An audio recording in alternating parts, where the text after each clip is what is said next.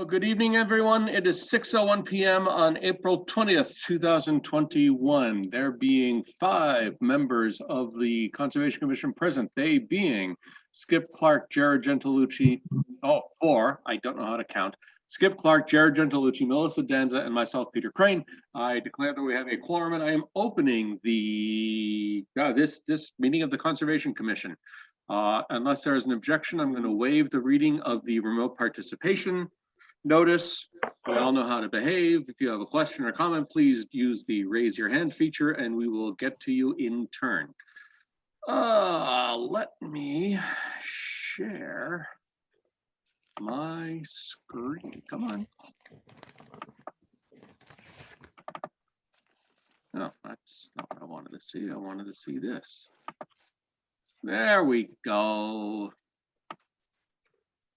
Starting at the top of the agenda. So we have minutes from April 6, which Tamika, thank you for sending those out to us. Did people pre-read them?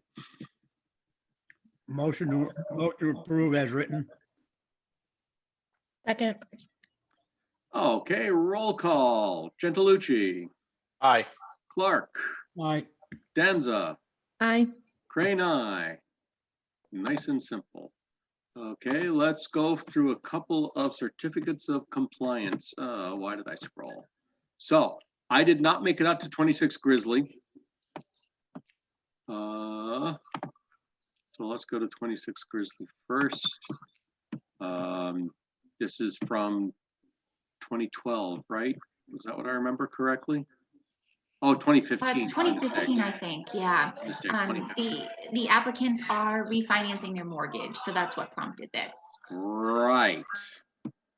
Oh, and this is the one that needs the as-built, right? But no, I looked through the special conditions and it didn't specifically ask for them. Oh, okay. Yeah, I had requested them just as a best practice, but it didn't specify it in the conditions. Okay. So, I know we had planned to do some site walks on Saturday, and Mother Nature definitely decided we shouldn't do that day. Since it's only 2015, I'm very interested in a site walk, or a site visit, I should say, but I'm interested in other people's opinions. Do we know if it's if there's a timing issue with their closing and how quickly they need this permit closed out, the order of conditions closed out? That's a very good question. I don't know the answer. It's my understanding, the attorney was, I don't want to say rushed to get it, but I think this was kind of like the last thing that was hanging in the balance for them to kind of wrap it up. Because this we got, I want to say, 3 or 4 weeks ago. I think we got it just before our last meeting, but it was too late to get it on there. Right. So we have had it for a little bit. I did take a quick drive by and didn't see anything out of the ordinary for what we would expect for this type of project. It just was an established lawn. It's a house. Yeah, I was just gonna do. You can actually, yeah, see it pretty good on Google Maps even. I just went to check it. Somebody didn't like what I typed. The 20 says 26. Let me guess. What I typed in was too much, or just stopped at Grizzly. Yes, of course, because it doesn't know the drive and Dur are the same thing. So let me bring this over here. Exit. There we go. Yeah, I would imagine we would see everything from the road anyway. Yeah, it looked like a lawn. Exactly. All right. Looks like they don't have much of a backyard either. No. Yeah, I didn't see anything from the road, like brush piles or anything back there. In fact, I don't see wetlands or anything on this. Oh, that's because this map doesn't have wetlands. Okay. That reminds me, I should do, well, there are wetlands back there. Oh, of course, well, there would be somewhere just because of that, but that just shows us roughly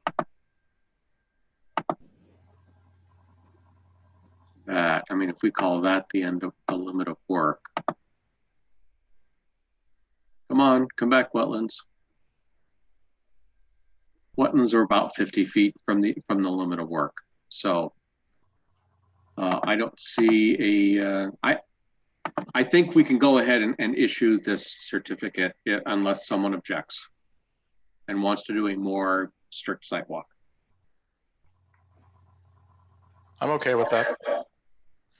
Okay, then let's, I'd like a motion to sign the certificate of compliance for 26 Grizzly Drive, please.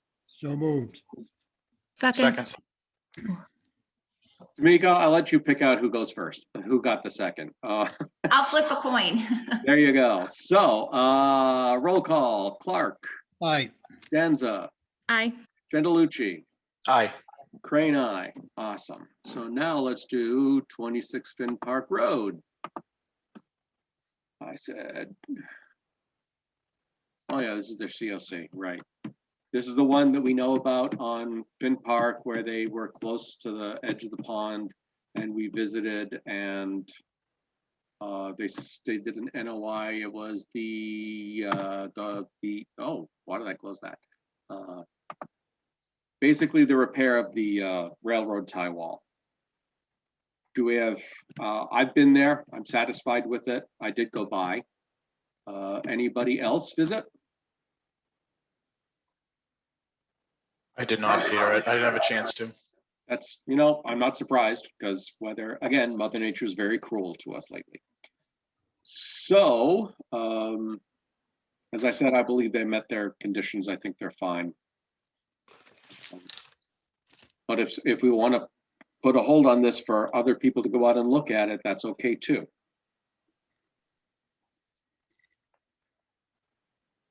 Hearing nothing, I'd like a motion to sign the COC for 26 Finn Park Road.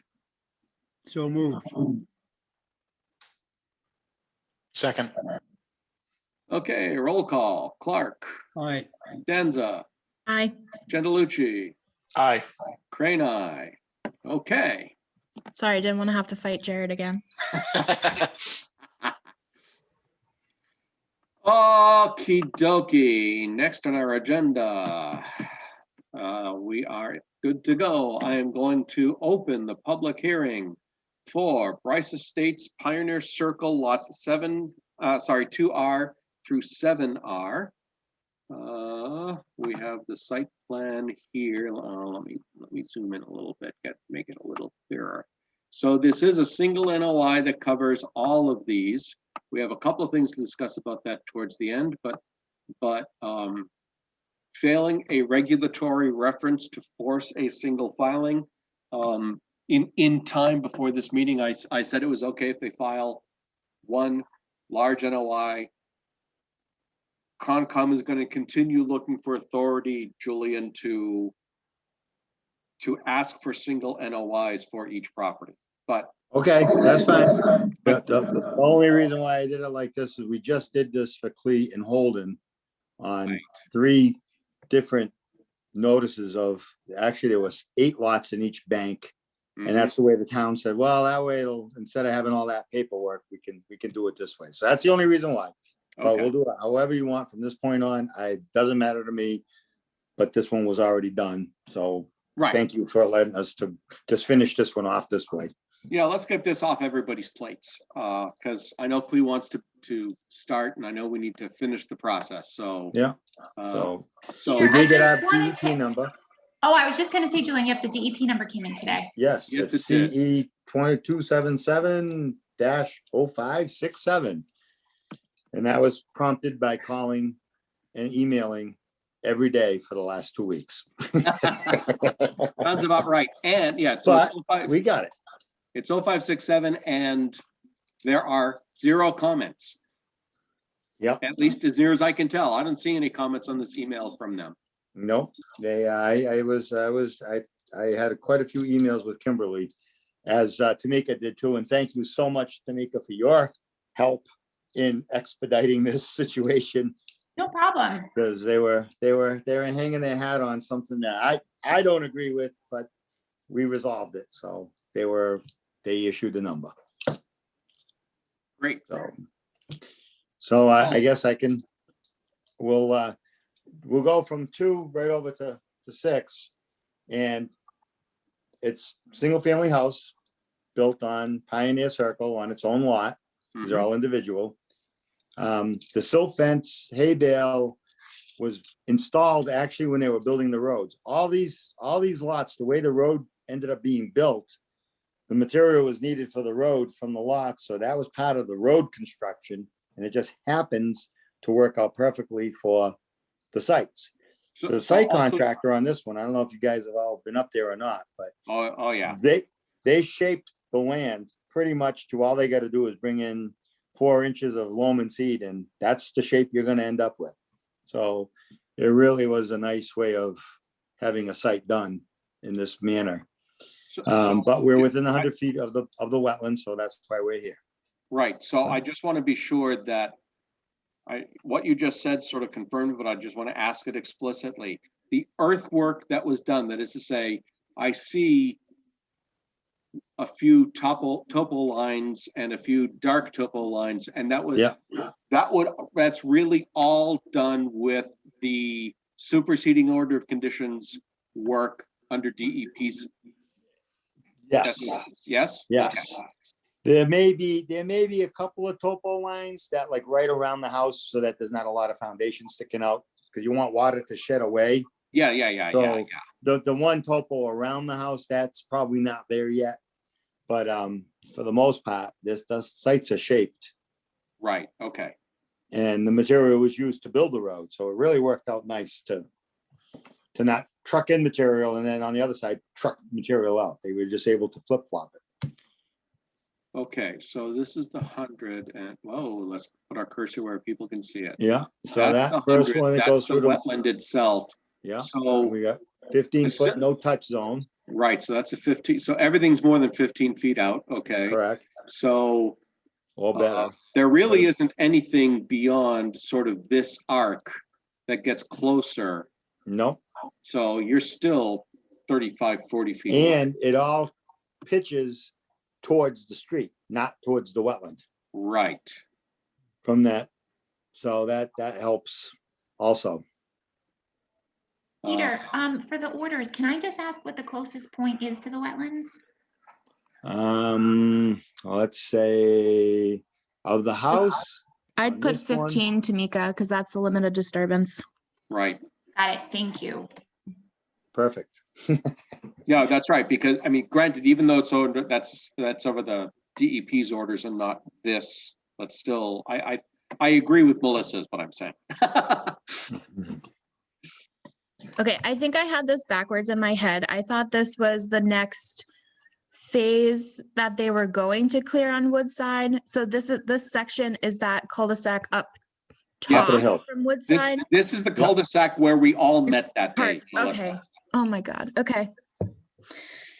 I had that completely backwards. I don't know how, but this all makes so much more sense to me now.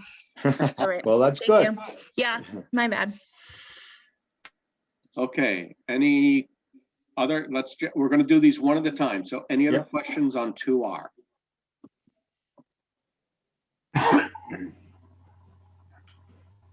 Okay, let's move to, actually, let me also open this up to the public if anyone has questions or comments. But we're gonna restrict them to lot 2R right now.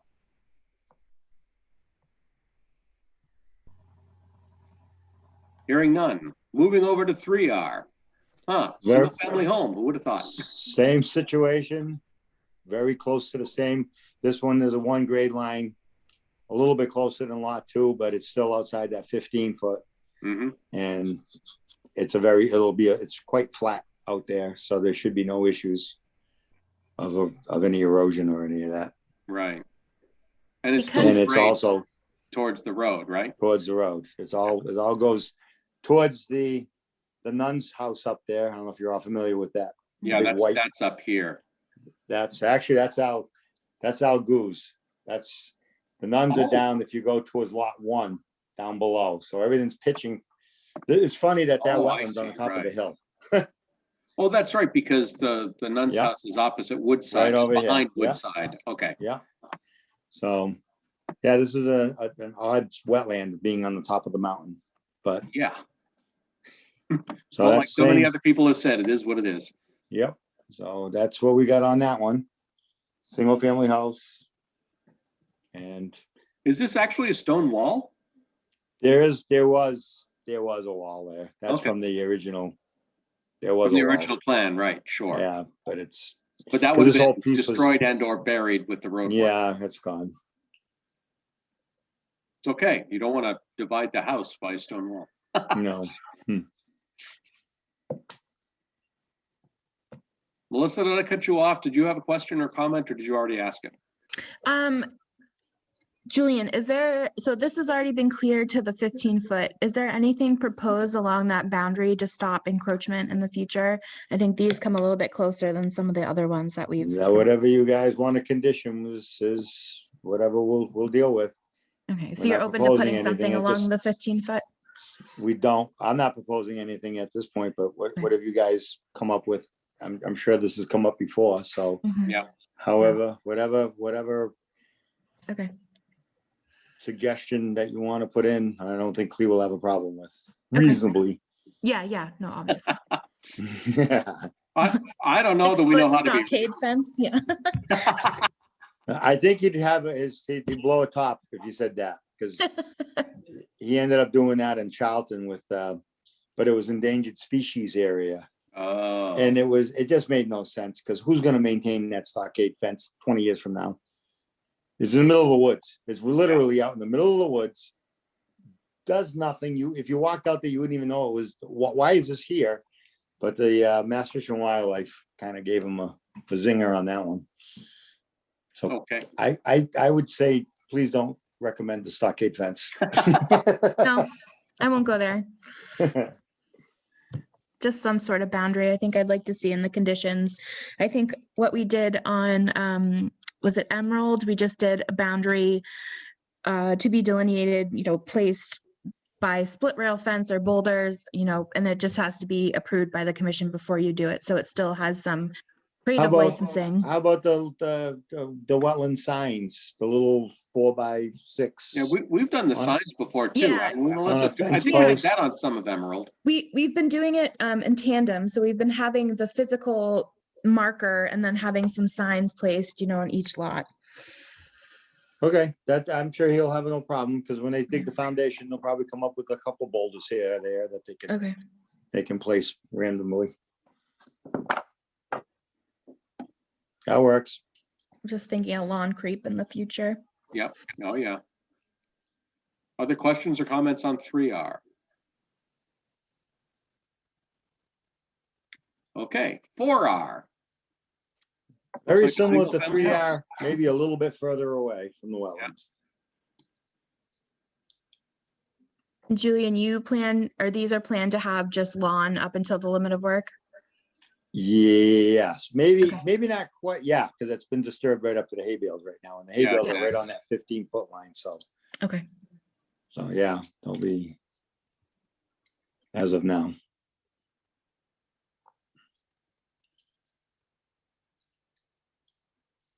Questions or comments from anybody on 4R? Moving on to 5R, which looks like it might be the farthest one. Yeah, we brought it up to the cul-de-sac.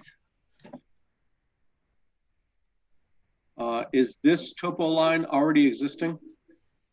Again, it just tells us how much I would say the these little ones it- probably aren't. yeah, I would say the 94 may, and then it may go right back to the cul-de-sac. So the smaller ones, they probably have to cut out for the garage, Right, but that's Okay. downhill from the wetland. right. So I can't tell you how weird it is for me to hear those words, downhill from the wetland. I know it's weird for you to say them too. I get it. So luckily, sometimes you get a good site. How wet is this wetland? It's a wooded wetland. It's Okay. in the summertime, there's no water there. Okay, And like probably end of June, it starts to it's just got vegetation and high groundwater, but it's not standing. Over the last 30 years, I've seen it in different stages.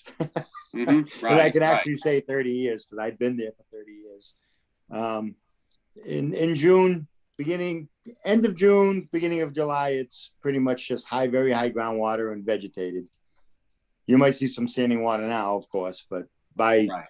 August and September, if you need a drink of water, you better bring it with you. So I only ask because I see this open space back here. So as a side question, and it's not related to 5. I think it's because it's ledge up in that elevation up there. That's what's Yeah. holding the water. Right. Oh, that would make sense. So because Is it's there pretty much at the access- top of the hill. So Is there access to this open space parcel? further down. Further Oh. down, So if we keep going through 7, 8, yes, it's Over there, connected to a piece that goes all the way down, almost to the bottom of the hill. okay. Okay, great. Okay, back to 5R. Questions or comments? Moving on to 6R. Yep, single family house. Yep, drive-in. Are these aren't drive-unders. These are. No, straight they're drive-ins. attached. They're attached garages. Okay. I mean, philosophically like the others. 1/3 of an acre. Okay, wow. Because open space. Yeah, absolutely. I just noticed that these others are, just about 1/3 of an acre. And then we go back, a little bit more here on this bigger one. But anyway, these are all town water, town sewer. Yes? Town water, town sewer. Okay. Any other questions on 6R? 7R, here we go. The big one, nearly 1/2 an acre. Yeah, it's a big end of a cul-de-sac. That's an estate. That's a, yeah. Look at all the paving for the driveway. That one does have, that wall does exist. That's shown there. That one shouldn't get touched. I don't think that one got, I think good part of that one still exists. All right, nice.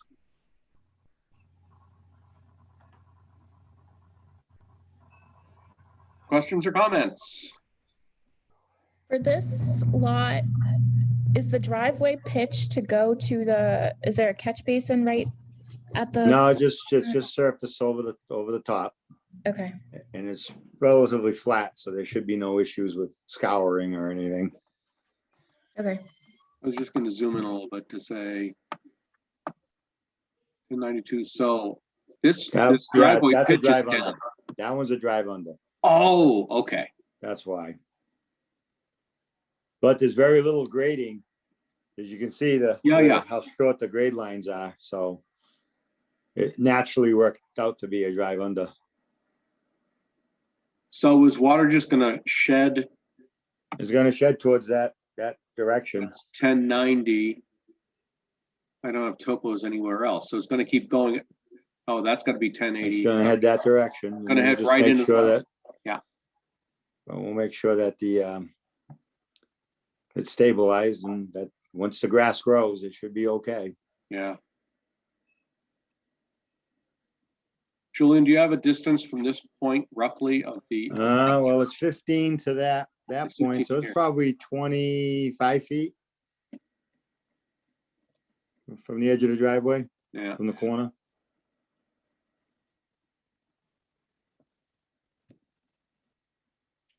Other questions or comments on 7R? Did you send out a butter notices? Did you get Tamika Yeah. the green cards?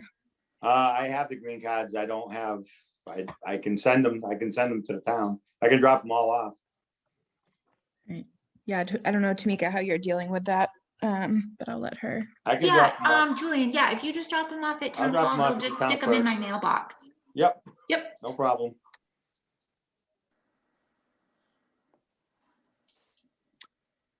Okay, so let's broaden our view and ask questions about special orders. We've already talked about one, which is highlighting the wetlands line for the property owners with. So would we want that to apply? Well, I don't know if that's a really interesting case, but I mean, all along 3R, 4R, 5R. What will we do with 6R? Because the wetland line is off off 6R and 7R. It's in the open space. You go right along the property line. Yeah, I mean, that's okay. I just want to make sure that we're all in agreement on. yeah, I would say a boundary shall be placed along the 15-foot wetland buffer or back property line, whichever is furthest, closest, whichever is, oh my God. Closest? Closest. Yeah, closest. Yeah, I think I'm I'm with having a you. I had the crisis. same brain cramp. I'm sorry, guys, I'm not on my game.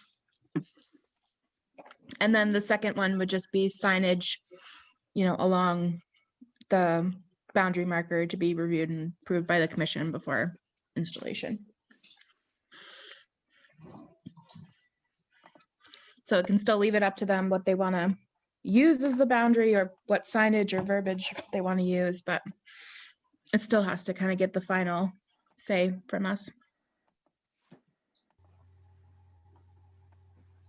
Are we going to review then how many, or do we want to specify how many they should have along the property line? I mean, this is. So how long, so. It's about 100, I would say about 125. 110 feet wide, that lot. Oh, yeah, okay. So every 50 feet, Yeah, I you'd think, have one on the property line and one in the middle, one at the end. It's all kind of sequentially go down the line. yeah, I think, if you, or even just putting literal dots on a plan and submitting to us would be more than fine Okay. for when you want to Yeah. put them in. That's usually what I do. We could do that. And I Okay. can come up with which I know Clea's you've done some in Charlton, so he's got a type that he's got somebody who's making them for him. So I'll get the specs on that and hopefully they're okay here. So I imagine there aren't a bunch of boulders he could use. There Or might just- be. We Okay. could put a boulder like one right on the property line and one in the middle, and that's where the sign would go. So I could show it on a plan too, approximately. If, yeah, That way there's no questions. yeah, exactly. And it doesn't have to be like an engineered plan. You can literally take a felt tip Let's pen. show it on this. to this. Yeah, and just a dot. It has to be an engineered plan because that's what I do. Okay, all right. Well, it can be a non-stamped modified engineered plan. I know what we can do. We'll have it. We'll get it for you for your approval. Thank you. Fantastic. Are there other special conditions for this NOI? I guess just for the record, reiterating that this is already kind of approved for superseding, so there's not much in terms of site development that Right. we have more to review. It's literally kind of just the placement of the houses. Mhm.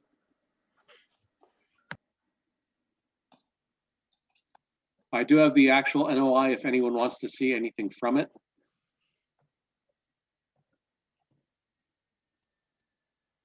And you said you hashed out the initial issues that they had with the stormwater. Yeah, they were talking about storm, because there's more than 4 lots, we have to conform to stormwater, and I emailed that this whole road system had taken the houses into account in the stormwater design, which Mhm. was reviewed by an outside consultant. And I guess it might be page 2, where I felt, and I guess I was wrong, now I know, was that we're exempt from the 4 lots rule because we've already done that. And what's her name, Kimberly says, no, you're not exempt. All you have to do is say, yes, but you're exempt because you already did that. So tell me what that means. So you're not exempt, but you're exempt. Yeah, you don't need to do any further work because you already have it under under the other DEP number. So I said, well, I'm sorry for any confusion, and she was okay with it and issued her number. Great. Had we not done it, if this was not a definitive subdivision, then yes, that's a Yeah. whole nother. that may come into play. Yeah. So, So I did want to share with you, Julian, the email. I don't know if you were copied on this. No.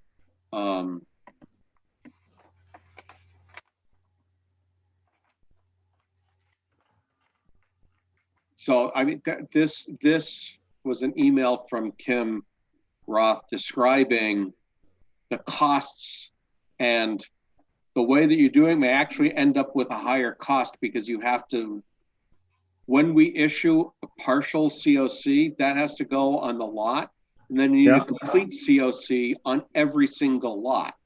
yeah, So it's in terms of filing, this may end up being more expensive than the other way. But Well, we again, won't- that's between you and Clee. I just want right. to mention it. Well, we'll stick to doing individual ones from now on, so it doesn't become an issue. Thank you. We do appreciate that. All right. Well, so I'll tell you why. The bigger thing is in Rutland, you guys are absolutely by the Wetland Protection Act, where I send two hard copies in an email. Mhm. Town of Holden is 13 copies in an email. So I don't know where the 13 copies go. 13. So it's So it's one to each. Okay, wait a minute. Let me take a guess. So they have a 7-member Concom also, right? I don't even know. They It's probably do. I don't know. either It's 7 or Holden. They might 9. have 15 people. I will bet that it's one for each member of the Concom plus one for their agent. Everybody gets their own copy. Is what? It's probably true. So when we do, Clee has a 100-lot subdivision in Holden, and every single lot is within 100 feet of a wetland one way or another. So we did Tim, I do see you. We'll get to you in a minute. about 30 of the lots went through the process. And Thanks, Peter. instead of 13 copies individually, we were able to cut back a lot. So that's where this whole idea came from. But Mhm. this is a whole different ballgame Right. in Rutland. So we'll stick with any other ones I ever do for any other builders, I'll do individually. That way it's no questions. Great. We appreciate that. No problem. Mr. Narwhal, Unless you have a guys question? ask for 13 copies or 15 copies. I can understand that too. So, Mr. Narwhal, your question or comment, please. Please, Yeah, name and address. Through the chair, Julian, I had a question. Does this set of drawings that you're working on go into the master set for Brice Lemon that would be part of the planning board's master set, or these are different set? That's this what I'm is different confused on. because these are the sites, these are the individual lots, not the Yep. road. Yep. So in the end, you will see the houses and the swing ties to all the water gates and the sewer Ys and all that in your as-built. Yep. That's when you'll see a plan that has this type of detail the next time, but it's after it's built. No, that's what all I was looking for, Julian, is to have one place instead of multiple departments that we got an as-built set. So, down the road, if somebody comes in and I've got water problems, we've got one drawing to look at. That'll the be when as-built we do, phase. like we did phase 1 for you on Brice phase 1. That's, Yep. you will have that. All right, cool. Yep. That's the only question I had. I wanted to tie it together because I see a lot of detail here that I hadn't seen in the previous. No, you're absolutely right. Neat, I appreciate it. Thanks. It's my pleasure. All right, is there anything else we want to discuss or ask about these lots? Peter, this is Jared. I just had one comment. Yes, sir. Everything I'm seeing on the plans, everything looks fine to me. And I know we talked about marking the 15-foot, which I think is a good idea. And we can, deal with how that gets done later. I just wanted to I just noticed now that I noticed the PE stamp, it's a mechanical engineer that stamped it. Again, I have no concerns with what's being shown, but just, I think for future reference, I would just recommend it really should be a civil engineer that Well, stamps. let me stop you in your tracks on that one. I just went through this in the town of Holden in great degree.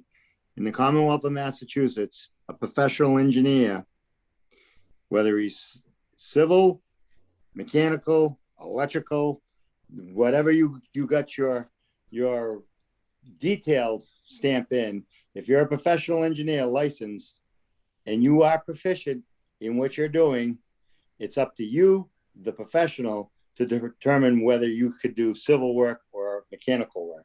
And I do have, and I can forward it, and I probably will, because the question just came up, the response that Doug got from the Board of Registration, just like within the last 3 months.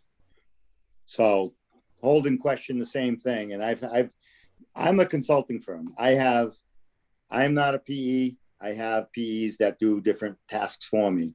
So whether it's Doug or it used to be Jim Calick, which was a civil, but Jim's retired now completely. At 92, he finally threw in the towel. But I will get you I can get you a real quick explanation on that. And Doug has been doing this since 1978. So there was no question in Holden after I showed them the Board of Registration stuff. They had a question, and now we're all on board. So I can give you that. Okay, thank you, Julian. Yep. Jim, you have another question? No, Peter, I just was gonna back up Julian on this. We've already been through this with the planning board because we had the same question 6 months ago. And the answer is, being an engineer, but not having my PE, I went and checked it out, and Julian's 110% correct. As long as the individual has survey background or civil background, even though he has a mechanical engineering stamp, it's up to him and his insurance, his PE insurance, to make that call. So the planning board's basically said it's fine. So, and we've talked that over with Julian, help me out, Quinn Engineering, and they're fine with it too. So it's more of just to give you guys a warm fuzzy feeling. The planning board's okay with Doug stamping civil drawings. And just to give you, Doug had also, he had worked on a couple of the projects that I've done, Eileen Drive and Moose Crossing. Doug was involved in those two. So he's on top of the game here. So perfect. Thank you. Julian, did we just agree on something? We did again. We've done that a lot lately. So Jared, that satisfies I'm coming you? around. Yeah, yes, Peter, it does. Yeah, really the root of my question was, is Doug experienced in civil design? It sounds like he is. And everything Julian said is correct. It's, it's his stamp, and if he's comfortable with the design, then that's perfectly fine. Okay, great. So is there any reason to continue this hearing? Or are we ready to close? I think we're ready to close. I would agree. All right. Motion to close this hearing, please. So moved. Second. Roll call. Clark, Aye. Danza, Aye. Gendelucci, Aye. Crane, aye. Hearing's closed. We've already talked about the specials, so we should be able to wrap that up next time, right, Tamika? Sure, yep, we can do the vote next time. The only thing is I can provide a copy of the special conditions, but not the actual orders, because now that I do it electronically through the DEP, once I do it, that means it's done and it's sent off. Ah, okay. Yep, so that's the only thing, but I can definitely add it to the next agenda for approval. Great, thank you. All righty. Thank you. You are very welcome. Thank you, Julian. Oh, Chuck Patterson. Yes, He's all set. beautiful. I cleared off his building permit and asked them to lift the stop order. Thank you. You're welcome. Yeah. Everybody's much happier now. Believe it or not, I should have a psychology degree with a lot of things that go on to keep people sane, because they get excited, like, oh no, but everything worked out well. Perfect. Yep. All right, thank you. Thanks very much, Julian. You got it. All right, I'm gonna take some stuff out of order because Dick Williams is here, so we're going to talk about the tree clearing on Wachusett. So that wasn't what I was supposed to do. Dick actually has the forest cutting plan that he sent to me over email, which I haven't forwarded to anyone else. In fact, here, let me take. No, Peter, it's in the drive. Oh, it is in the drive. Yep, the forestry, Chris Capone sent it to me and I uploaded it to the drive as well. Ah, okay, so let me, where is, oh, it's the next one. 25721, oh, awesome. Yes, it looks identical, which is very good.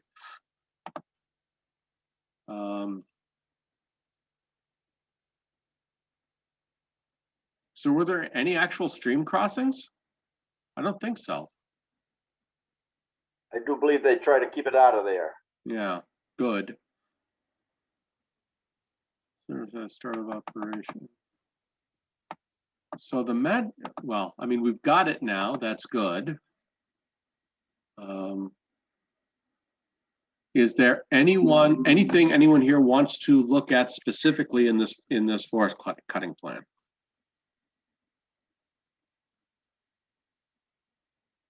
Okay, I think one of our outstanding questions is why weren't we notified originally back in 2019 when this was issued?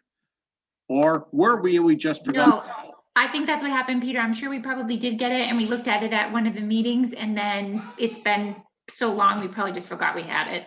Right, okay. And it probably was with the Heifer project. Oh, that's a fair. I don't know if there's anything in here that talks about heifer. Well, it's just a little over a year or so ago that my nephew bought the property from him.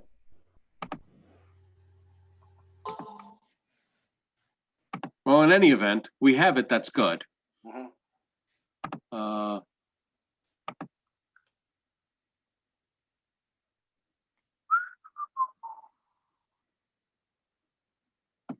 No polling needed? What, anybody know what that means? I don't. Oh, no polls? I don't know. Or it could be, yeah, for driving over. Yeah. Not on this side. Right. Okay. So, do we have other questions about this project that was done? I just don't know if there's anything else we need to do now that we have the FCP. Yeah. Just to let you know, my nephew said that he probably will be putting a storage tank when he puts the maple flow lines in, right where that area was, that loading area. Right.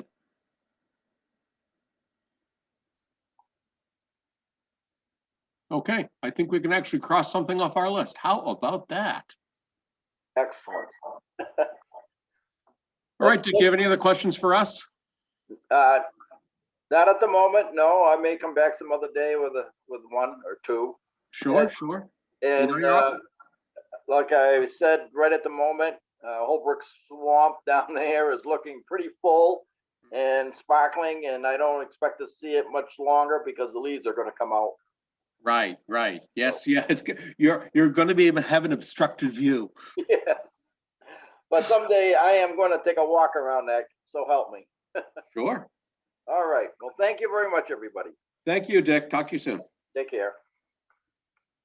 All right, let's go back to 217 Barre Paxton Road. Did we ever hear anything from the landowner? Did they ever respond to us at all? Yep, he did confirm that he would be here tonight. I think that Dawn may be the person that's here, but I'm not certain. No, I'm here. Oh, it's Ken. Okay. Thank you, Ken. Yep, problem. Ah, Ken is masquerading as Dawn. Okay. I am here. So, I didn't think there's something in the drive on this one, was there, Tamika? Nope, there wasn't anything specific to this. All right, let me actually pull up this.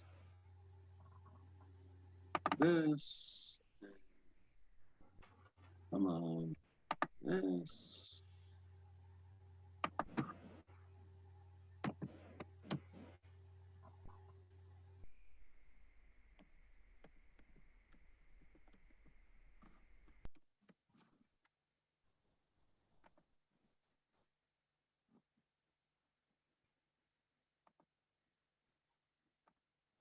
Okay.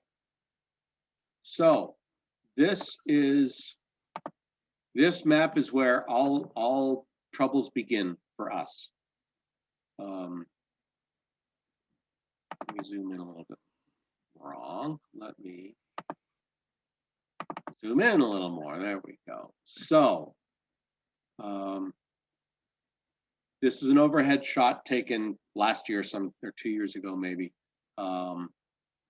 And if I remember correctly, this is the basic location of the food truck. Am I correct about that? No, that is not. It's up front. It's up front. It's over here. Where that other small building is up front, to the even further up, where those two vehicles would be. Oh, I'm sorry. You're right. I have the complete wrong building, don't I? Yes, you do. Yeah, Okay. so that's the food truck. Okay. So, let me just draw a quick line from here and measure 100 feet. This is about to be, we're going to call it close enough to 100 feet. So if anything is done to the ground in this arc, Conservation Commission has jurisdiction over it because you're within 100 feet of the wetlands. I mean, I'm oversimplifying a little bit. And two things concern us. We weren't sure what the grading plan is completely, or I should say what the groundwork is. And we also are aware of the, I don't want to use the P word, the issues with the soils and materials that are present in the soils according to the previous engineering reports by Ty and Bond. Yes, correct. And so we're concerned that we don't want to get anything bad into this wetland, and so we're given jurisdiction to the 100 feet mark of that. Right, and we are way out of that jurisdiction with anything that is pre-existing there. That anything that was existing on there, on that site, has not been touched as far as any of them soils.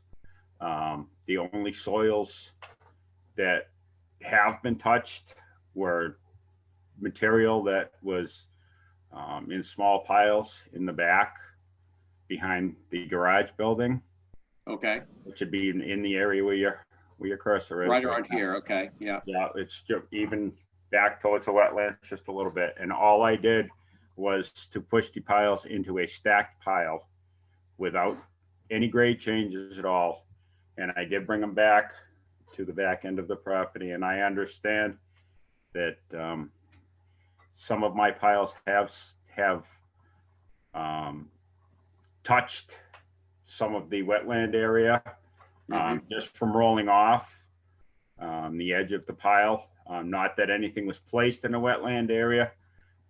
Everything was just stacked to the back side of that parking area. So open it up so that there was access to everything. So no materials have been brought in, and nothing has been pushed beyond the area that was already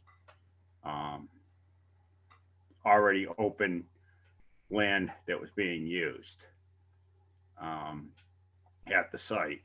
So nothing has changed there, and we have not made any grade or elevation changes to anything here. We have not done anything like that. And all this work was done over a year ago with that moving of the soil. So nothing else has happened on the site with that situation. Well, what I'm hearing is that there's some spreading of materials happening. No, sir. No, that is not happening. Okay, No, all I've done is regraded the roadway that the now buses are using, which comes in on a driveway cut off of Route 122. They drive in through there and then they back in towards that wetland area. So no, the only thing that has happened is have been smoothing out ruts in there, and that is the only thing that's been happening in there.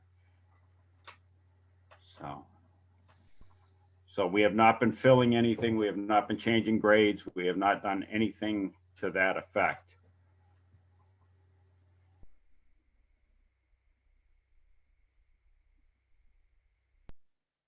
So Melissa, what's this thing? What do you think about the filling ruts? And I don't want to say regrading because it's not exactly what he's doing, but Well, I think that's the fundamental difference. If it is sort of like a regrading, then it is an alteration to that area. And I'm not sure if this is riverfront as well. There is kind of that hardline stream that goes through it.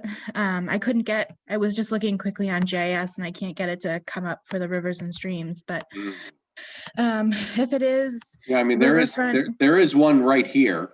Yeah, That's one that appears. It looks like it stops around here. it might go under the roadway because on It does go under the road. That's yeah. a state easement in there where they culvert that runs from across the street.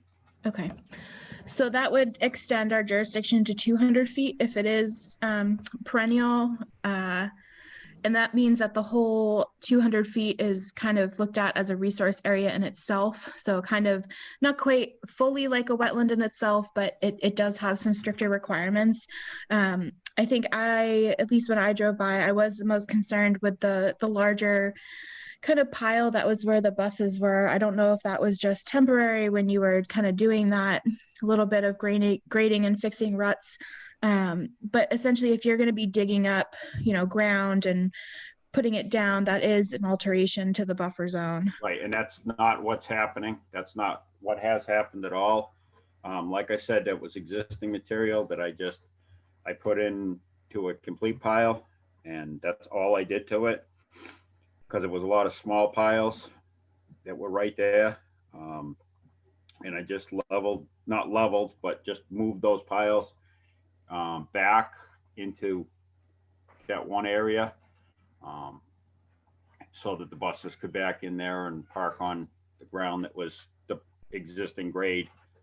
So all those piles were just sitting there. They were not part of any existing grade that was there. And like I said, this was all done more than a year ago. That all that material is only there stored. That is not there for anything happening on the site.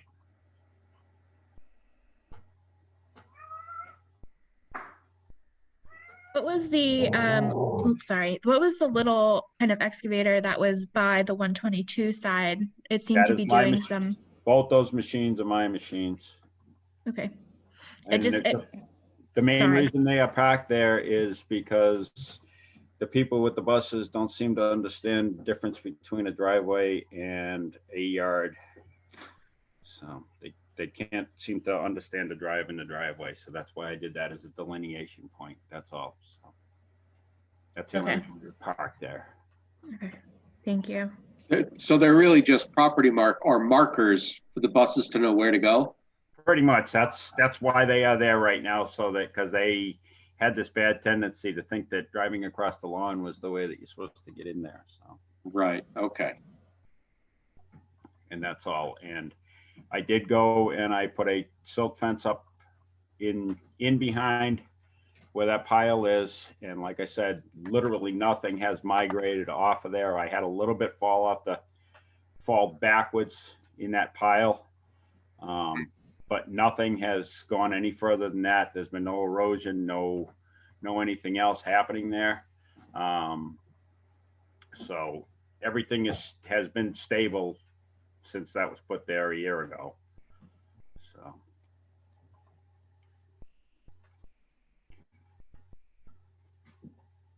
So Melissa, I would ask, do we have anything to do here today?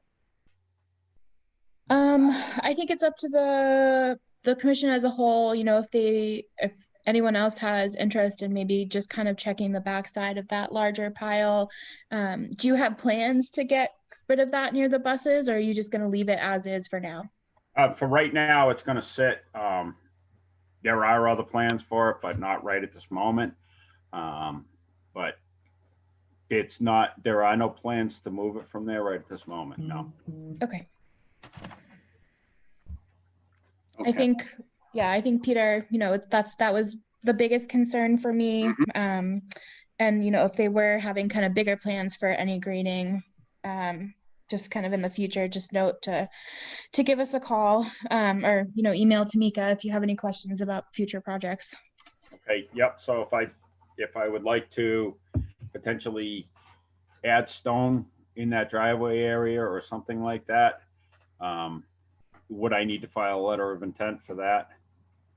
If you're just adding kind of some small stone for like, are you just using it for like driving on? Yes, correct. I think if it's within the existing area, maybe just doing kind of a markup, even on an aerial like this, of Okay. where you want to be putting it. You know, it's not, if you're not kind of digging it up again and then putting it down, if you're just kind of putting it on top, whether you're rolling it, you know, I think just Right. the commission looking over it instead of a formal process, unless someone disagrees with me, I think that would be acceptable, because you're not really going to be altering any drainage patterns, because you're putting rock over kind of what's already compacted soil. So Exactly, and that's why I wanted to ask. That's all. Okay. So, because I had no idea that I needed to contact you people just to, you know, just for moving those piles into a neat stack. That's all. So Yeah, this is interaction with Conservation Commission is not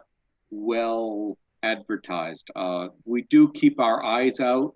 Yeah. For several properties that have the soil problems that I believe yours have. It's yours. It's the gas station across the way. It's the auto place on Maple Ave. You know, there are several places we really try to keep an eye on to make sure that they don't get disturbed. And Right. From our point of view, we said bobcats. What's going on? no, nothing. Like I said, nothing has happened over there for a year with everything that is existing there. So I just wanted to reiterate that there was nothing, there was no changes happening other than just making the space so that they could park in there. That's all. So. And that gives us great relief hearing that, I've got to say. So I think you understand our positions. I think we know how we got where we are. I think commission doesn't need to take any further steps. Okay. And when you're ready to start putting stuff down, again, I think the point that Melissa was making was that you don't need a full-blown engineered drawing like we got for the NOI hearing you just experienced. But it would be nice for us to know, because even though you won't need a full-blown filing, just to have that knowledge in the Conservation Commission will help prevent problems somewhere else down the line. That's fine. That's okay. No problem. No. All right. Sounds good. Thank you. Are there other questions or comments from the commission? Peter, this is Jared. Just two quick comments. So I agree with Melissa's take on if you're going to be placing crushed stone on existing, surface, I don't think any sort of formal filing is really needed for that, because you're not doing any earth disturbing activities. Just a notification would be fine in my mind. And I did check Mass GIS. It does look like that stream is intermittent. So I think we are just dealing with buffer zone here. Okay. So sounds good. So great. Now, how much of this area, is any of this area actually blacktopped? Nothing. Nothing. Okay. So it's all just compacted dirt the whole way. Okay, fantastic. Yes. All right, Okay. then I think this issue is closed and we can cross something else off our list. That we're being very productive today. Are you people all set with me? Yes, we are. Ken, thank you very much for coming in and talking to us. We Yes. appreciate that, and we look forward to seeing whatever you're going to do in the future. Okay, thank you. Thank you. you. Thank you. Okay.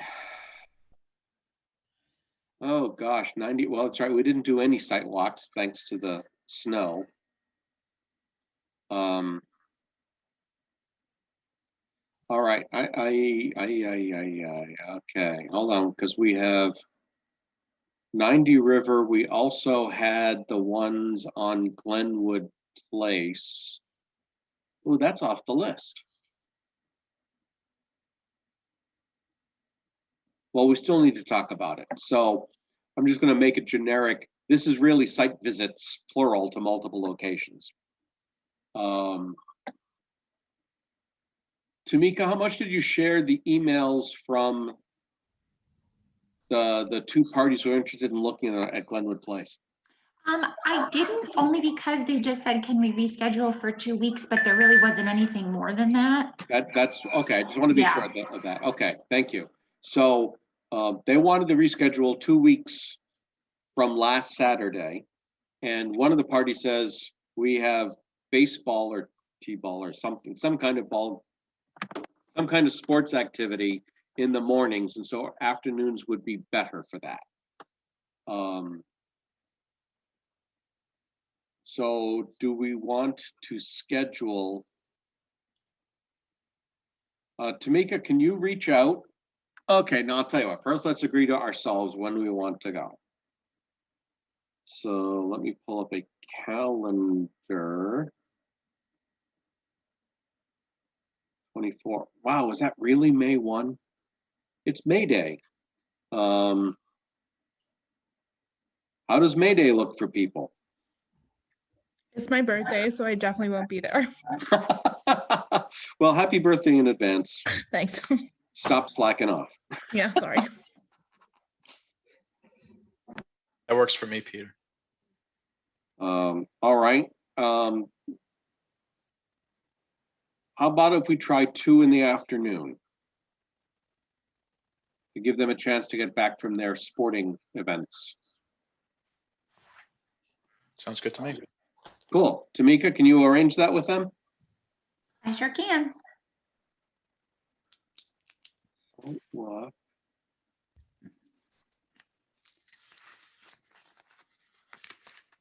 Not Campbell Court. This is, oh gosh, no, it's Glenwood.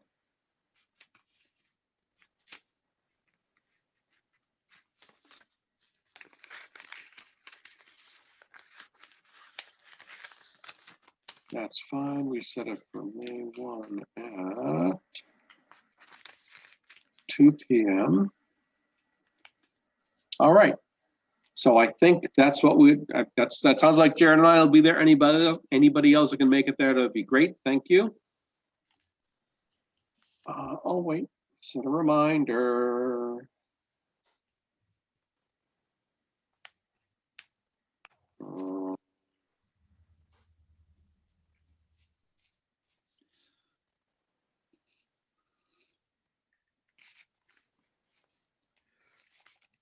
Peter, where are you gonna meet up there?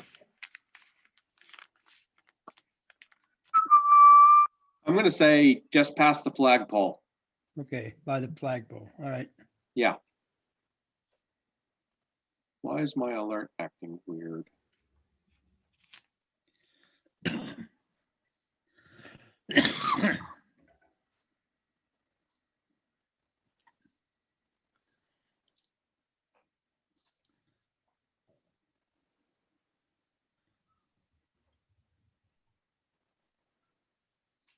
And Tamika, obviously you can tell us when if they have a problem with that schedule. Sure. Did you want to also do River Road on the same day? Yes, please. Either before or after? What would you prefer? We'll start at I'd rather start at Glenwood and move on to River. Okay. Do you think I should post it? Do you think there'll be enough? Absolutely. Post it? Let's just Okay. absolutely post it, because I don't want to ever worry about how many people show up. Okay. Would it be fair to say if I posted it for like 2:30? For 90 River Road? If you guys are gonna start at 2 over there, just to indicate, just so it's early enough. Do you know what I mean? Yeah, that sounds okay. That's a good starting point.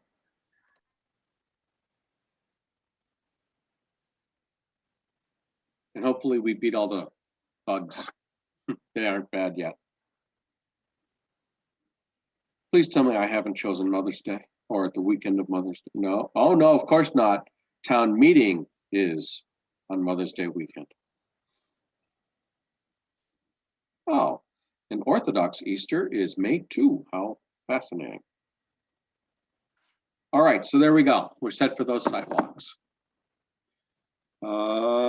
Questions or comments before we move on? Okay, 133 Glenwood Road. Yes. So Jared, take over, please. Happy to. So I asked if we could add this to the agenda just to give everybody an update. And I wanted to get all the members just opinions on this. So James Hooper is the property owner at 133 and I believe 141 Glenwood Road, which is the next one up down Glenwood.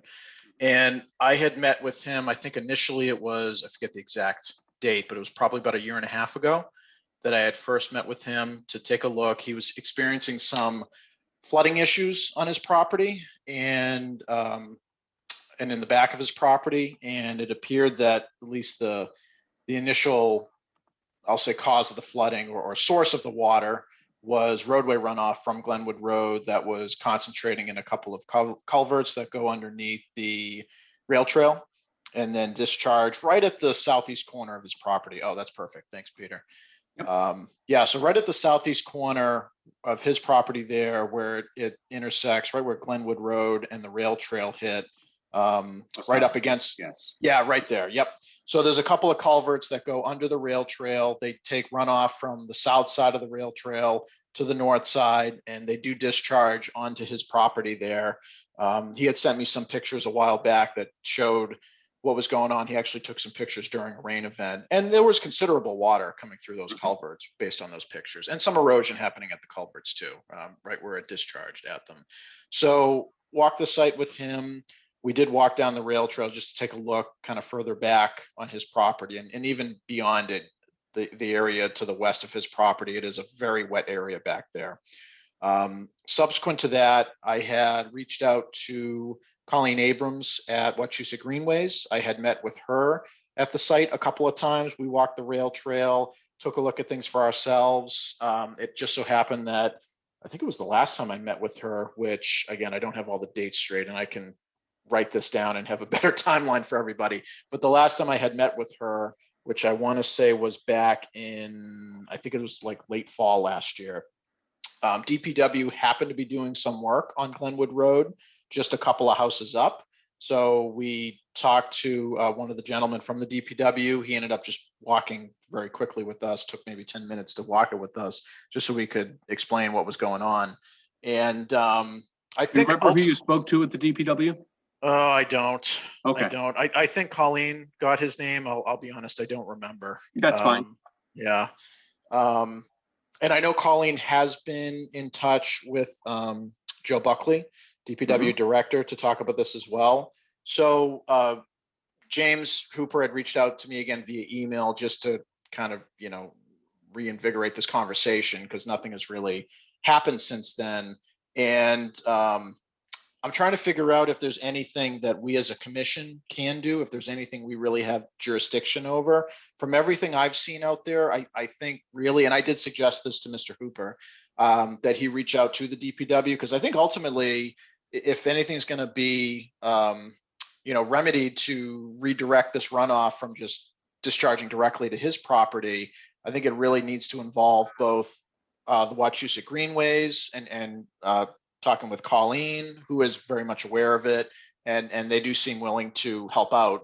But it also, I think, needs to involve DPW as well. And I wanted to bring it up again just because I'm just not sure if there's anything that we can do here. I'm not sure we really have any jurisdiction. At least I don't think we do. Mhm. Because I really think it's more caused by the roadway runoff and how the existing drainage is handled from that roadway runoff and those 2 culverts. But I wanted to bring it up regardless, just to get anybody's thoughts. If there's something I'm missing where we, would have more jurisdiction over this, but I feel like in the end, it's probably really a conversation that needs to happen with DPW, Wachusett Greenways, and the property owner. And I did recommend to Mr. Hooper that he did reach out, I recommended that he does reach out to DPW, because I think that definitely that conversation needs to happen. So I think that may have happened. Joe Buckley and I had a conversation about this property. It's something that happened, and it's long enough ago, which could mean 2 weeks for all I know, but it was long enough ago that I don't remember exactly when it happened. And his take is that the root of his problem is all the new roofs, driveways, all the impervious surface that's been added on all this new construction. So that there's a lot more water than used to be directed towards Glenwood, which gets into the culvert. And it's just more water that's just than used to flow there. That is his belief about what's happening. So if I take I can look at this a couple different ways, but I have not heard that there is evidence that there is something that's not water flowing into the wetlands. So I haven't heard about siltation. I haven't heard about problems. I haven't heard about pollution. I haven't heard about any of that stuff getting into the wetlands. It's just, there's more water than there used to be. And does that sound like an appropriate interpretation to you, Jared? Yes, it does. Okay. That's generally my understanding too. And so, back to answer your question, I believe that Concom does not have jurisdiction. So there's nothing there's no order we could make, I don't think, to change something to help his situation. Now, I remember in our previous conversations, maybe there's something that Colleen could do to redirect the water somewhere, but I think all that does is just shift who gets the water. So I don't know that it's not a help, but I don't know that it is in fact a help. Yeah, I did have conversations with Colleen about that, Peter, and that was something we discussed while we walked the site a couple of the times.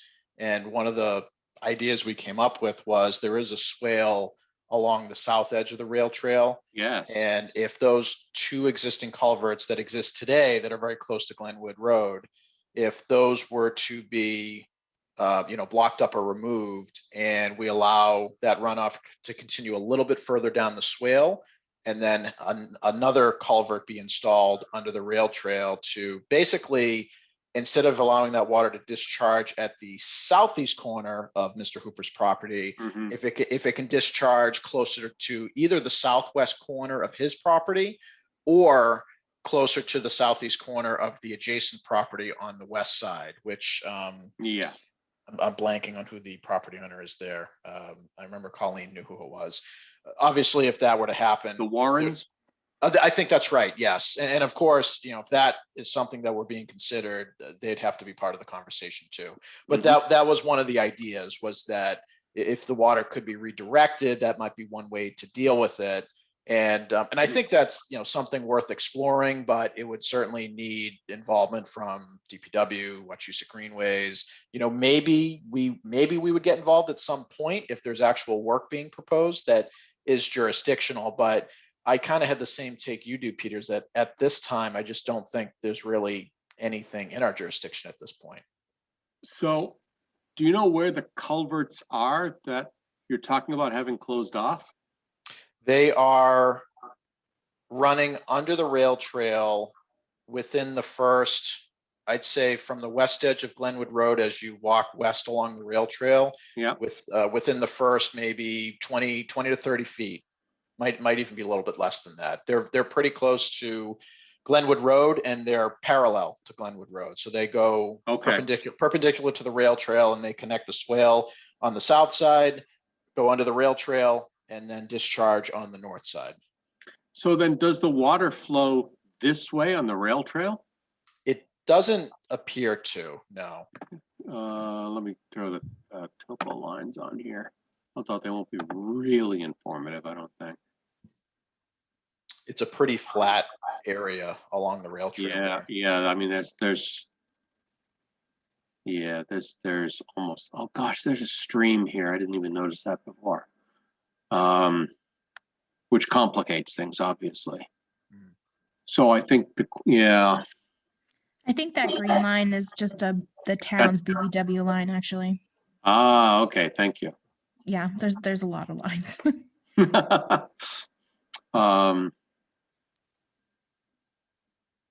Right. So, Jared, maybe on May 1st, before our meeting at Glenwood, maybe you and I should meet here, and I need to get eyes on this because it's been too long since I visited the rail trail. Because I do remember the swale on the southern side, and I also think it gets filled up with junk, so I don't know how well water will flow. And furthermore, if we put more water in that from closing the culverts, what is that going to do to it? How is that going to erode that swale? Because I don't know that that's even filled with rock. I don't think it is. And that was part of that discussion with Colleen, that there'd probably have to be some modifications to the swale too, just to make sure that it's stable and can transfer that water down to a potential new culvert that's a little further to the west. Right. Okay. So why don't you and I meet at, let's see, we set the meeting for 2. I hate to make it for 1, but I can't think of a better I just don't know how long it's going to take us to finish our examination and our discussions about possibilities here. So why don't you and I plan to meet at 1? We'll park here, we'll cross the street, and then we'll head up to Glenwood Place. Yeah, that sounds good. Let me just put that in my stuff there. Oh, actually, screw it. I'll just say you are now 1 o'clock, and we start. So Peter, Yes, sir. what's holding all this water back to make it flood like this? Any ideas? Offhand, no, but I would bet, well, because these topo lines are, I think, 10 foot, that we don't have a lot of information about the real grade here. I think the problem isn't that the water's being held back. Is that more so that it's being discharged here? Because the town dug a trench onto his property to shoot the water out in there. Right, and so he probably has, well, it's funny, he doesn't have the lowest point if I read this, but if I zoom in, will actually show me. That's 1043. But there isn't a good other topo line. Yeah, Skip, I'll tell you the truth, I just don't know. Okay, no, I didn't know if beaver dams or something was holding it all back and causing this whole problem for everybody. I don't think so. It appears, well, we haven't heard complaints from other people. I think everything drains to here eventually. Here, let me turn that off.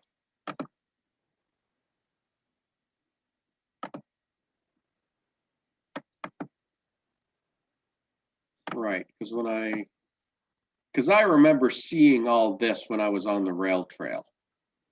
And having to hold my, keep my mouth closed and hold my breath as I'm biking through mosquitoes and other bugs.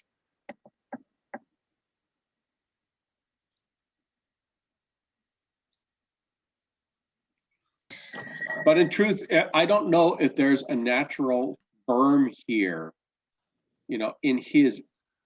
basically on his property, that's sort of holding it all in now. And I think there's just more water than there used to be. But I think a good examination just from the rail trail of seeing what happens here along this property line will tell us a ton about it. At least that's my best guess. And again, there's not a lot for us to do, but maybe we can help guide somebody in a way that'll help them. Yep. Jared, you said that it seems to be coming kind of from a little bit south of the property from Glenwood, from those kind of what I'll say new houses. So there might be a chance of increased water that's now flowing. So it seems like there's more. Right. This is all downhill. The rail trail marks the low point on the road. Yeah, So, and all those houses on the west side there, they all are up high. So I'm sure there's a lot of runoff. I mean, their driveways have some pretty good slopes. So that all comes down to the west edge of Glenwood. There is a swale along the west edge of Glenwood. That was actually the DPW was doing some work in that swale. I think they were actually replacing one of the pipes under one of those driveways because it looked like it had failed. A lot of repair. They did a lot of repair on that whole system. Yeah, they did a very nice job cleaning it up. They put in some stone and a couple of check dams. So I think they were at least trying to slow it down. That section of Glenwood is very steep. So I can imagine that the velocity of the runoff there probably picks up pretty quickly. And then it comes down that swale. And then once it gets to, I'll call it like a little plunge pool area, although it's filled in a little bit with sediment. But once it hits the rail trail, that's where it gets to that culvert. And I think it's just like you said, it's just more runoff. The swale goes across here and just dumps. Right. It's just more runoff that's being concentrated through that culvert, and that culvert discharges directly onto 133 Glenwood. And just going back to what you had mentioned before, Peter, my recollection, we can look at it when we go out there. My recollection is that if we walk along the rail trail along that south property line of 133 Glenwood, I think there may be a slight berm as you walk kind of closer to the west edge. I think it does berm up maybe slightly and then starts to drop off as you get to the larger wetland further west. So that might be, not, I don't want to say part of the problem. It's just the natural topography of the land, but that may be one of the reasons why it is also, not only is there more runoff, but it's just having a tougher time getting out of there. Yeah, it has a better collection point. And I think that answers Skip's, if there is that there, that does answer Skip's question. Why is it sort of hanging out here long enough for him to notice, as opposed to just flowing towards the wetland?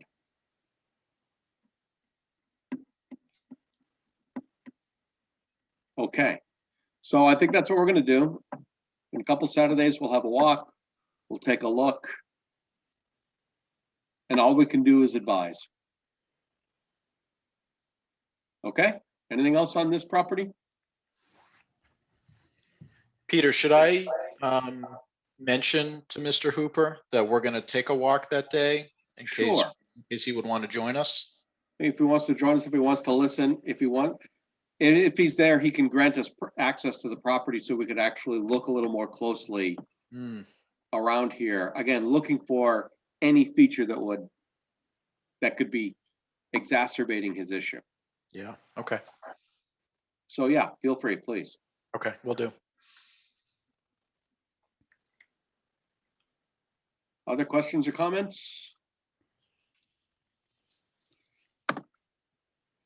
Moving on, Noble Hill Estates. I'm sure you remember the emergency work that we authorized to remove beavers from Noble Hill.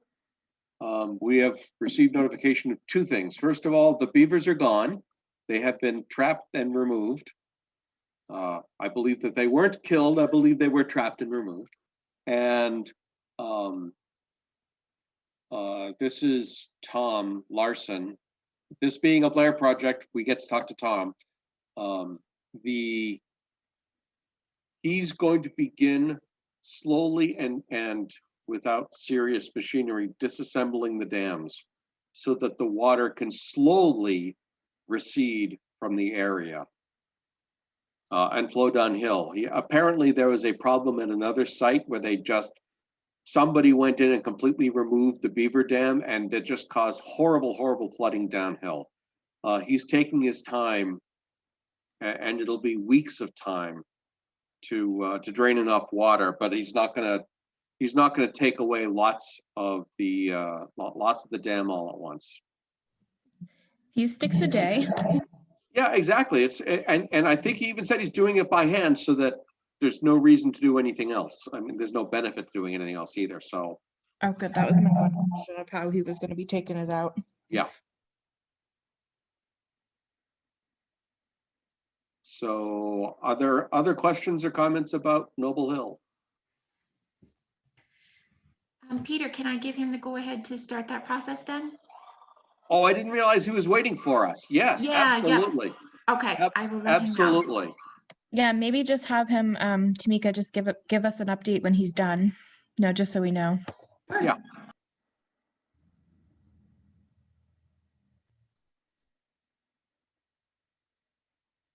Okay. And that's something else that, my gosh, we're taking so much stuff off this list and so much stuff we're not. Right, 133 Glenwood stays on. Noble Hill, I guess, can come off until we get notification that there's something we should do. Are we interested in anyone interested in visiting the work that he's done? Get your waders on, obviously, but How far into the site is this one? honestly, I don't know. I haven't seen a map. Okay. Maybe Tamika, ask him to just like put a dot on a aerial map. You want him to do what? Mark it on an aerial map? Yeah. Just so we can see where it is and we can decide if we want to. I know I just zoomed way out so that I can come over here. That's Glenwood. This has to be Main Street.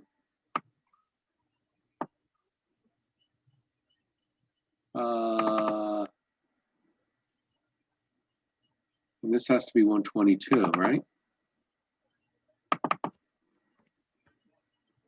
Yeah, this has got to be the area. Actually, is it even that far down? I thought it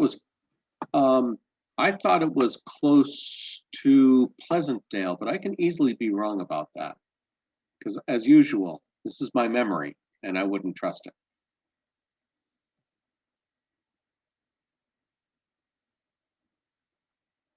Too bad Tim's not on. I gotta ask him to be sure.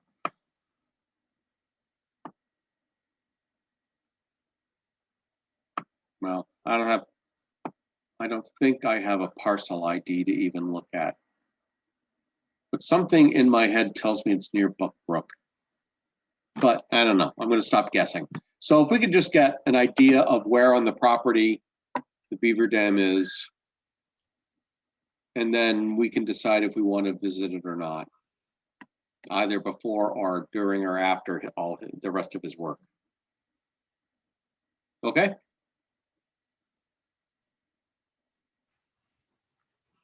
Silence is assent.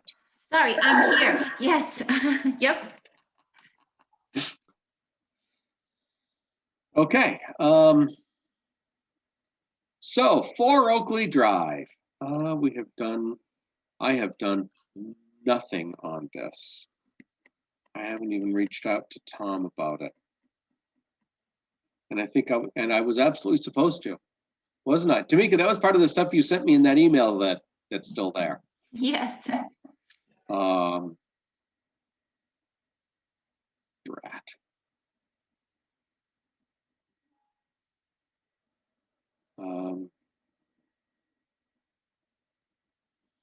So I have no new information on Oakley. I have no new anything on Oakley. I will figure out a time to look at that explicitly. And talk to Tom to make sure that we get ourselves back on the same page. Unless somebody else would like to do that, I won't object if somebody would like to take this thing off my list. Which item was this one specifically? This is the Just about the swale, the amount of water that's coming down, should it be retarded with riprap, which is what I would suggest, and our fears about it eating into the sides and destabilizing the ground for all the trees and shrubs and plants that are all along that, on the upland side of it. Okay, I can draft something for Tamika to send out if that's easier. Sure, that sounds Okay. great. Thank you. We'll do that.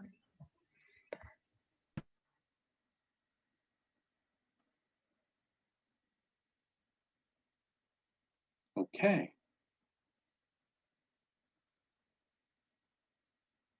So Melissa's going to do that. We'll get that off, and then we'll hear back, and hopefully we can look at what they say next time. Hopefully they have a good response for us. Okay. Turkey Hill Road Vernal Pool. Where are we with that? Other than we think that there's a potential. Yeah, I drafted 2 letters, and of course, I just realized before this meeting I got a undeliverable from Tamika, but I think that's my bad. So I did 2 letters. One, it's kind of like on the middle of a property line, so I did one for the for basically both lots. So Okay. I will resend that. Hopefully, it goes through this time, and then. I think we'd probably be too late to see live eggs, but there should probably still be casings left over if there is actual obligate okay. species. So I think we're still within that time frame at the very least. Okay. Good. And then we just need basically the landowner's permission to get on the property to look at it, right? Yeah, so either one would be nice. Ironically, I think, it's closer from the existing house. That's kind of right there, but either one is fine. Okay, great. Okay, that's the plan.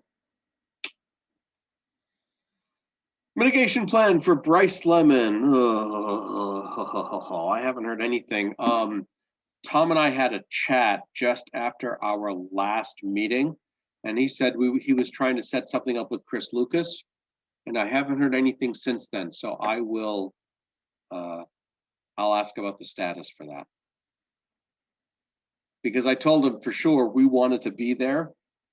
And in fact, I wanted to be sure to have Melissa and or Jared there because they have the best knowledge for that region and how bad the spread was. So I will reach out and see what's going on. Maybe I'll also hit Chris just because.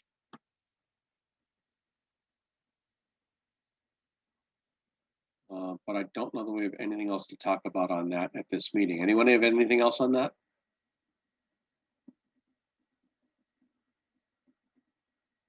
Okay.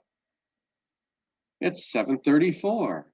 We can spend a little time talking about bylaws and regulations. Everybody's favorite topic.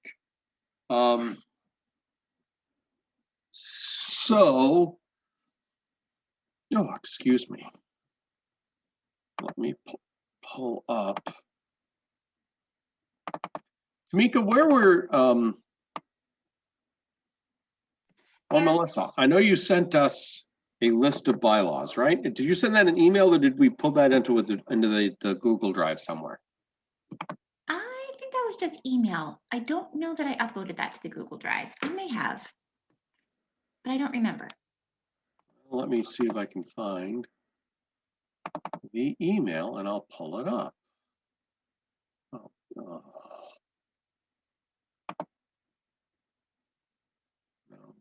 arranged by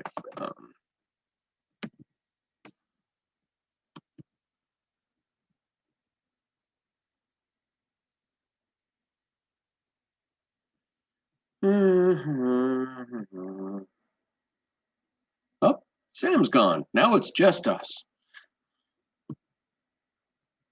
I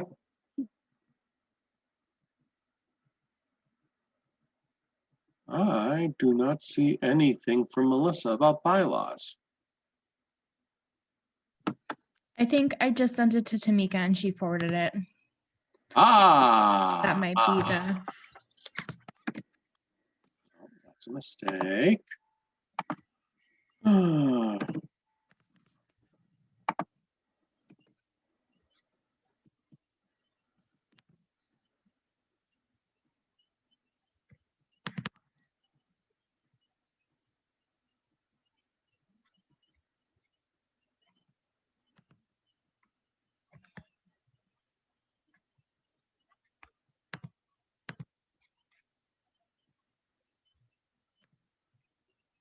Tamika, I get too much email from you on too many boards.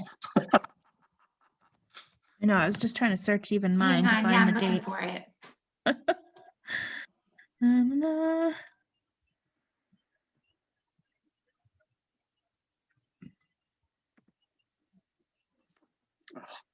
Darn thing. No, don't do that. Because I keep hitting Control F to find, which doesn't mean find, it means forward in Outlook. Once we find it, I'll create a folder specifically for it on the Google Drive, so that way it'll always be in the same place.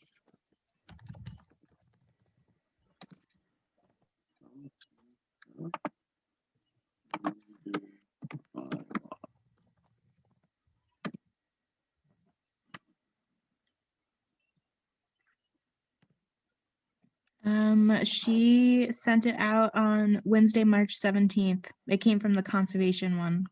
Oh, even, boy, then I definitely won't find it.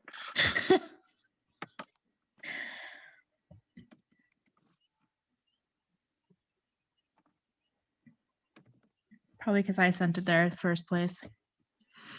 Hey, look, bylaws. There we go. Zoom to show 200% to make this readable.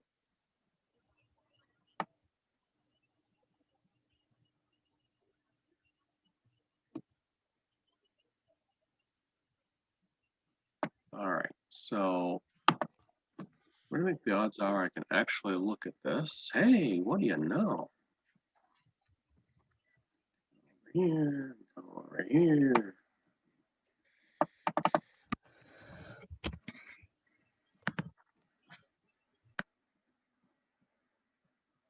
Oh, of course, it's all in Excel.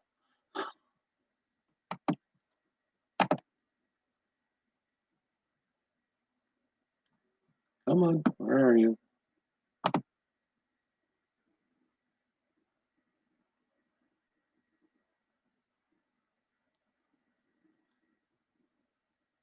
Well, this is all pulling up. Melissa, do you have any favorites? Not really. You know, there's no good bylaw. Thank you. I Yeah. 100% agree with that assessment. I think no matter which way we go, there's always going to be something that we regret afterwards or that we're going to change. And reading through, I mean, I haven't read nearly close to all of them, but there are some towns that still have the exact model bylaw from MACC. And I guess the only thing is that I don't particularly like the model, but that's just me. I find it more difficult to understand, I think, than some of the others that I've read. And it also depends on how heavy you want to be. I mean, obviously you can basically already take out any coastal community. Right. It's not even worth reading. The regulations are just so incredibly different. So I would say stay away from those.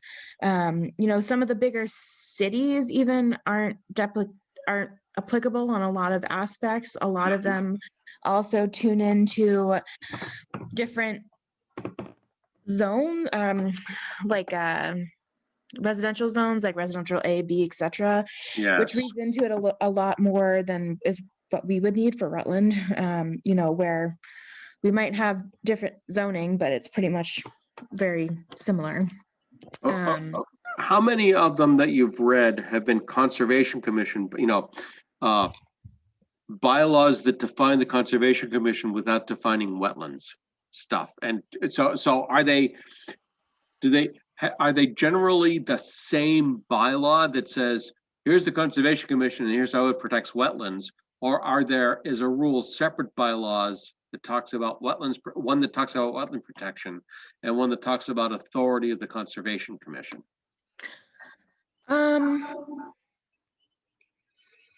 I would say I might have to go through again there. I think I have it in my notes somewhere. There's definitely ones where there's a fundamental difference between the bylaw and the regulations, in which the bylaw is kind of more of that bare minimum, while the regs are, more in depth, because the regulations, for the most part, you just have to approve with a majority vote of the commission at a public meeting, while changes to the bylaw go back to town meeting.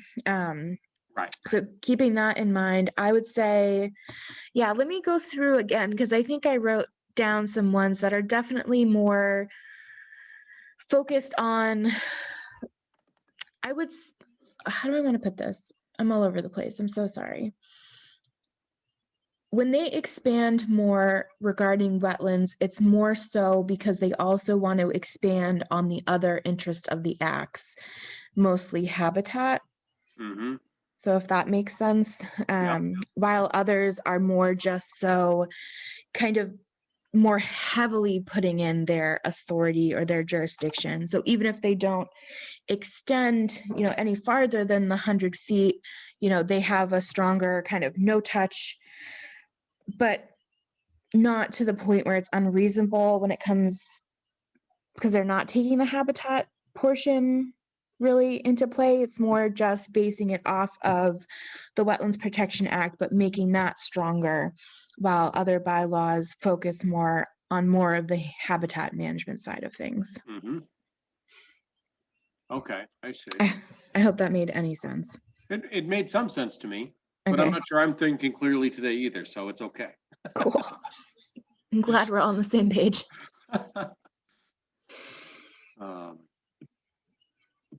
Yeah, this is one of those. I mean, this happens to be Holden. I picked it not quite at random, being a neighboring town, but Yeah, I'd also say the ones that have amended their regs more recently are more seem to be more likely the ones who incorporated more of the habitat into it, because it's kind of a newer developing issue that's coming up. Okay. Well, I think some of the towns that haven't really amended are just kind of creating the fundamental basis for a more strict, I think, violation type enforcement, where they're more concerned of the violation and enforcement of fees.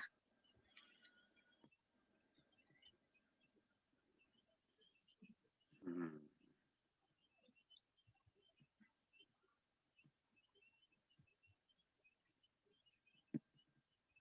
2011, so that's almost 10 years ago now. Wow.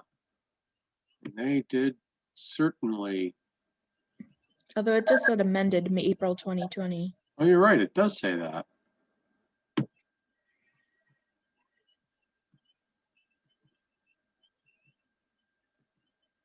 Wow, how many pages is this? 19.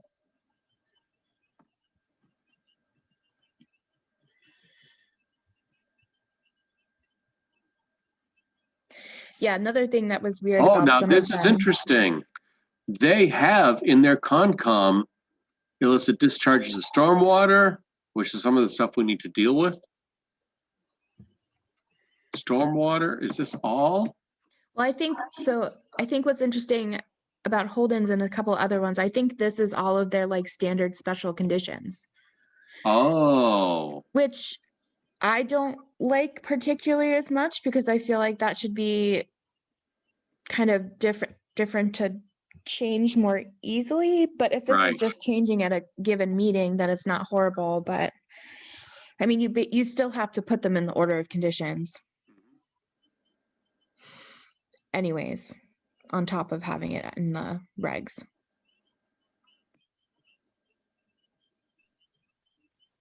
Do you have to list the special conditions in your regulations in order to No. also, you don't, okay. No, I personally don't like it.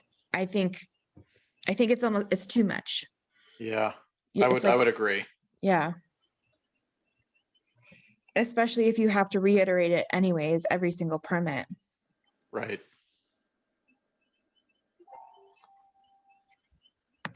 There, it's 7 members. That's fascinating because this is a regulation, not a bylaw. So I think this is actually improper. It's probably copied and pasted. I think mine has both. In Oh, both that sections. could be, right. But even then, why would you put in regulations, election, term of appointment? Why would any of that be in a regulation? Election of officers, give me a break. That doesn't belong in a regulation. Oh, I think it's more. Not that I have an opinion about these things. I think it's more to regulate if they need to remove someone, Perhaps. which most Concom's does in their like just policies governing the board if it's Right. not in a town meeting charter. I mean a town charter. Oh, that's it. Now, this is interesting that the commission itself in Holden removes members. I just find that interesting as a process. When I was in Uxbridge, we had rules and regulations that stipulated, yeah, the election and removal, and it was kind of the same thing. They had to not show up for X amount of meetings and then could be removed with a majority vote. Right. Is that allowed if a member is appointed by the Board of Selectmen? They wouldn't have to be removed by the Board of Selectmen? I Well, think it depends on the town. That's why ours was just kind of the committee, because we didn't have an overall policy for all boards and committees. Okay.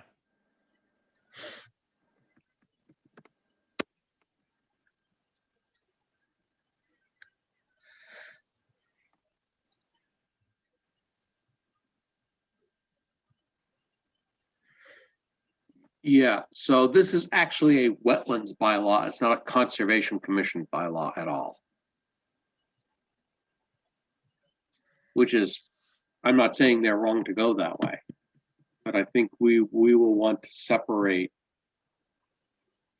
wetlands protection from Concom and actually have a separate thing that says this is the sum total of the duties and responsibilities of Concom. Okay, I don't want to go down the Holden rat hole too far, especially as it's already 10 to 8.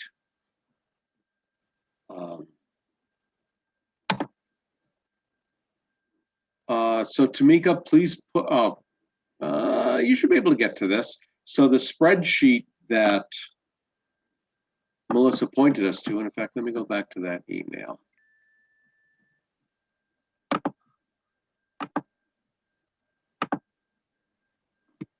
I'm going to ignore stormwater for a little while, but not terribly long. I think we just want to get our hands, get a handle on a few Conservation Commission bylaws that we would be interested in incorporating stuff from into ours. So I think that's our homework for next time. I'll certainly look at some of these and have opinions on each of them. Melissa will also offer hers. I'm going to see what some of these columns are. Y, B, and B. Yes, but, no, but, I don't know. Oh,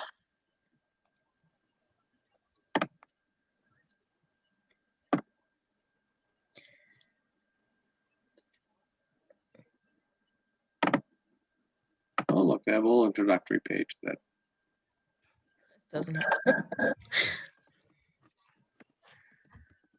Did they say anything about Rutland? Yes, they did. No bylaw, no regulation. How correct. Oh, but they do have our webpage. That's probably out of date. It's also from 2 years ago, so this is before the refresh of our website. So, as I said, Melissa and I will come with recommendations for ones to look at for our next meeting, to start looking and seeing what's out there that we like and what's out there that we don't like.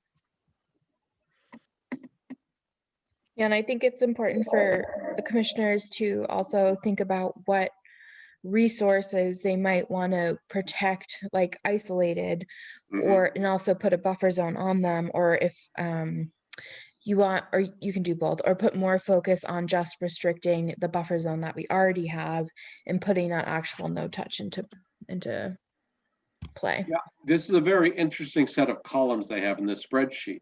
Isolated wetlands, vernal pools that are not protected under the state. These are interesting columns, things for us to think about. Additional rivers, intermittent streams, more riverfront, larger buffer. Oh, I think the R&B is regulation versus bylaw, maybe. That could be, but I don't know what NB for this. Oh yeah, I don't know. But maybe that just means it's a standard buffer, nothing specific. I don't know.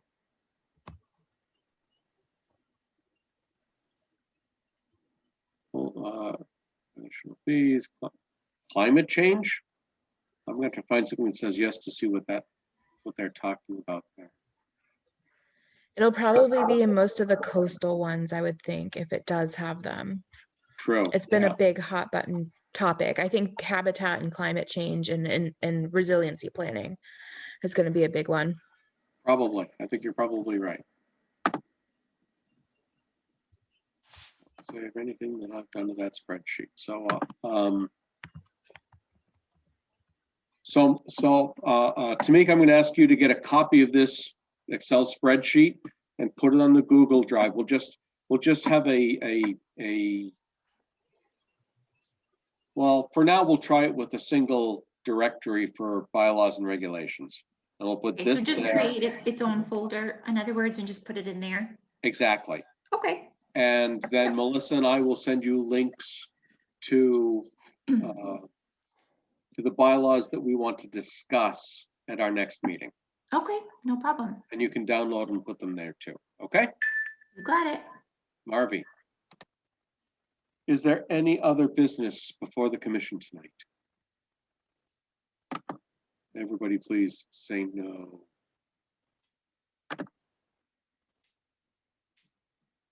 All right, hearing nothing, I will take a motion. I'll make a motion to close the hearing. I was going to say Skip made all the other motions. Second, sorry. That's okay. Roll call. Gentilucci. Aye. Clark. Uh-oh, is Skip not listening? Is Skip involved? No, the other meeting's over. Oh. Aye. Ah, there we go. Danza. Aye. Crane, aye. We are adjourned. I thank you all very much for attending and taking part.